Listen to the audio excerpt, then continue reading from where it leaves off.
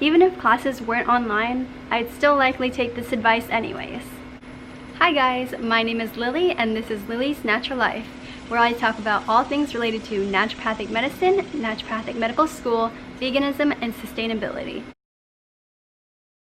Today I'm going to be talking about something a little bit different. It is targeted at high school seniors and current college incoming freshmen. This video is for you. With everything going on in the world and having graduated last December in 2019, I've been reflecting on how I would maybe change what I did when I went to college, or what I would do now if I was starting my undergraduate degree in 2020 during the pandemic.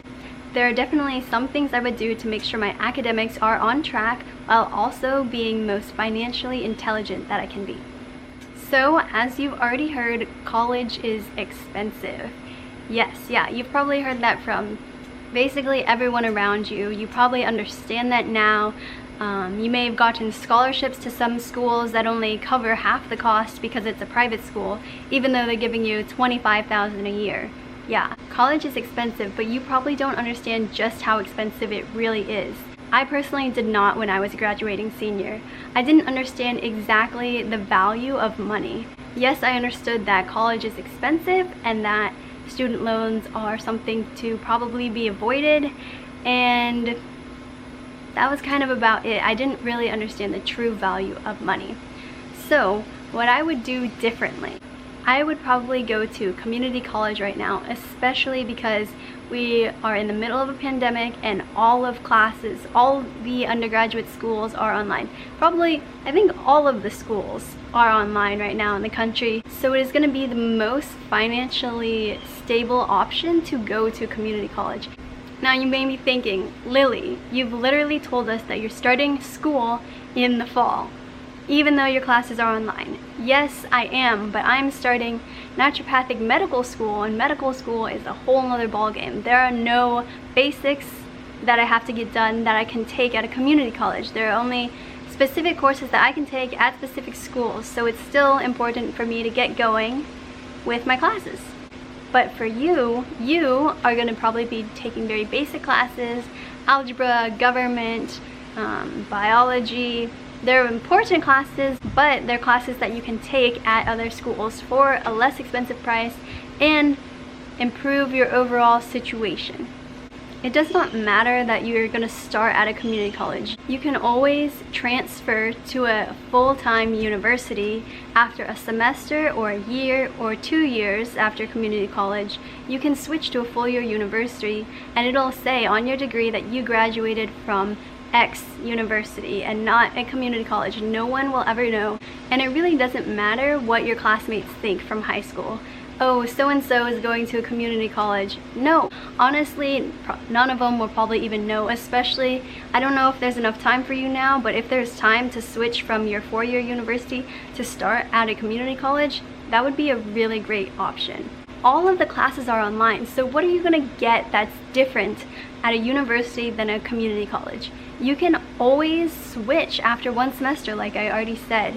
So you're going to be saving thousands of dollars by going to a community college, taking the same classes, your same basic classes at a community college for less expensive, and you would get the same exact experience because no one's going to be on campus. No one is doing anything right now. You are not going to get the same experience as if you were going to an in-person school. So it really doesn't matter if you go to a community college or a 4-year university right now. Now let me backtrack a little bit for current high school seniors. So these are incoming high school seniors. Take as many AP classes and college credit classes, the dual credit classes, that you can right now. Because as I said, these will save you hundreds of dollars once you get to college. I had about 22 credits that I could use at my university, which basically gave me a whole year free, that I didn't have to take those university classes and pay the university price. I only paid the less than $100 for an AP course, which was basically the equivalent of a 3 or 4 credit course at my university, which would have cost hundreds of dollars. definitely take advantage of those courses. They save you so much. Personally, when I was in high school, AP exams, I didn't really study for them. I mean, of course I studied for them because I was in the AP classes, but taking the exams, I studied a little bit, one or two nights before, but those save you full semester classes in college. I cannot stress that enough. Those are really important. They will help you so much in the long run. Now, back to my community college rant. You should definitely make sure, if you're going to go to a community college and then transfer to a four-year university, if you know which university you'd like to go to, if you've already been accepted and deferred or something of that nature, make sure that the courses you take at a community college are going to transfer over to the college or university that you'll be going to once you leave the community college. That's really important, otherwise it will be time wasted. So make sure you're not wasting any of your time. As I mentioned earlier, when you begin college, whether you're going to a university or a community college or just any college, you're gonna start with your basics. I came in with a lot of credits due to AP courses and AP exams. However, there were still a few basics that I needed to get done. If you don't have as many AP credits as I did, you're likely going to be taking your basics in your first semester or 2 semesters or 2 years of college. So again, there's really no point, I think personally, in going to a university right now when all classes are online. This is just what I would do. You figure out what's going to be best for you. In addition, if you start community college for your first semester and they're all online classes, and then spring semester classes are in person again, you can switch to the university. Just make sure everything is prepared, and then you can have that same university experience that you are hoping to have. A bonus is that no one will have known that you were taking community college classes in the beginning, if you even care about that. Literally, no one will know because everyone was online. I predict people aren't going to be meeting a lot of people and having those same connections as they would if classes were in person. So when you do go back to in person, no one will know. Everyone will be new. Everyone that is a freshman will be new back to the school. And it'll be as if that last semester hadn't happened. You just saved a lot of money and got credits done. If you decide that you don't want to take classes, you can always take a gap semester or a gap year. These are beneficial. They will give you time to do other things, but what will you be doing instead? Make sure your time is productive. A lot of things are shut down right now, so if you're just going to be sitting at home on social media, scrolling through the internet, you might as well be taking classes. Now, as I've already stated, college is more expensive than you think, so you need to be applying to scholarships. Scholarships are free money that you get. You don't have to pay back. There's obviously no interest on them. Scholarships and grants are really great, so definitely apply to scholarships because you have living expenses.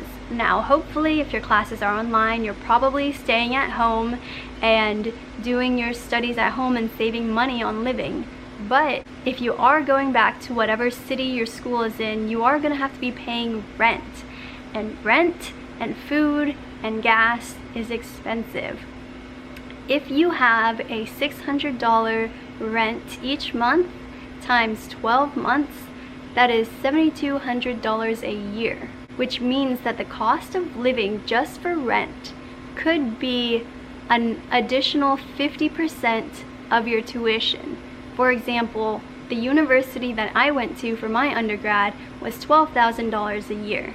If rent is $600, then that $7,200 on rent pays for more than a semester of school, which is really expensive. Plus, you have to pay for food, you have to pay for utilities, and you have to pay for gas and whatever other expenses that you have. So apply to scholarships, get as much free money as you can. As a bonus, I think student loan interest rates are really low, which is good if you need loans. That's a definite bonus for you. So you're going to be spending a lot of time at home. If you want, you can take online classes aside from university or college. You can take other online courses, online certifications, especially if you decide you want to take a gap semester, gap year, or however long you want to be gone.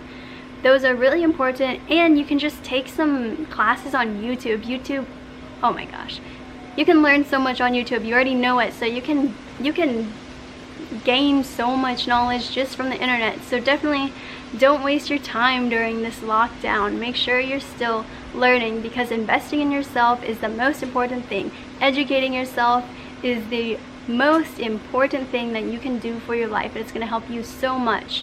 Thank you so much for watching. Let me know if you have any questions or comments down below, and let me know what you're going to be doing for school with all of these online classes and stuff going on. And please like, subscribe, and hit that notification bell so that you're notified whenever I post a new video.